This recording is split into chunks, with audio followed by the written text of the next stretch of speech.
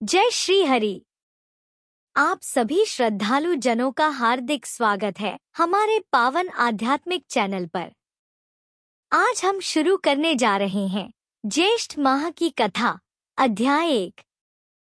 यह वह महीना है जिसमें सूर्य की तपिश तो तीव्र होती है, परंतु भगवान की कृपा भी सबसे अधिक होती है। इस अध्याय में हम जानेंगे कि क्यों ज्येष्ठ माह को धर्म, दान और तपस्या के लिए श्रेष्ठ माना गया है। मुख्य कथा अध्याय 1। धर्म की तपन में छिपा पुण्य का जल।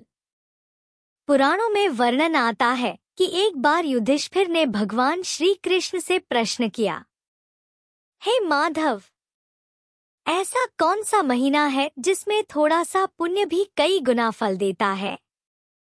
भगवान श्री कृष्ण मुस्कुराए और बोले, हे धर्मराज, यह जो सूर्य की गर्मी से जलता हुआ ज्येष्ठ मास है, यह तपस्या, सेवा और दान के लिए सर्वश्रेष्ठ है।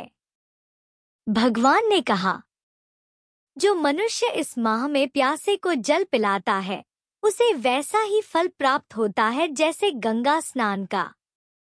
एक कथा के अनुसार एक बार एक गरीब ब्राह्मण, जो एक सुखी झोंपड़ी में रहता और जमीन पर ही सोता था, उसके पास एक मिट्टी का घड़ा था जिसको वो रोज स्वच्छ करता और उसमें ताज़ा जल भरता। वहीं पर उसके घर के पास एक मंदिर था जिसमें जब कोई प्यासा राहगीर वह से गुजरता, उसे आदर पूर्वक जल पिलाता। वो घड़ा मामूली था, लेकिन श्रद्धा और सेवा भावना से भरा हुआ था। जैसे ही ज्येष्ठ पूर्णिमा आई, एक दिव्य साधु वहां से गुजरे।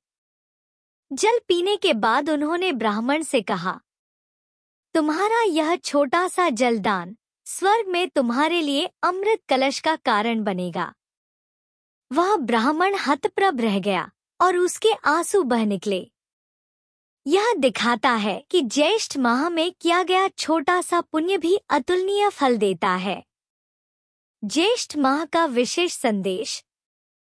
इस मास में जल दान, सत्तू दान, छाया दान, जूते चप्पल का दान और शीतल वस्तुओं का वितरण विशेष पुण्यकारी होता है। यह महीना आत्मशुद्धि, संयम और तप का प्रतीक है। प्यासे को जल देना सबसे बड़ा धर्म माना गया है। भक्तों, इस प्रकार हमने जाना कि क्यों ज्येष्ठ माह को पुण्य और परोपकार का महीना कहा गया है। अगले अध्याय में हम जानेंगे एक ऐसी कथा जिसमें एक निर्धन बालक ने केवल एक कुल्हड़ जल से स्वर्ग प्राप्त किया। यदि आपको ये कथा अच्छी लगी हो तो कृपया वीडियो को लाइक, शेयर और सब्सक्राइब जरूर करें। कमेंट में हरि ओम लिखकर अपने भाव प्रकट करें। जय श्री विष्णु। जय श्री हरि।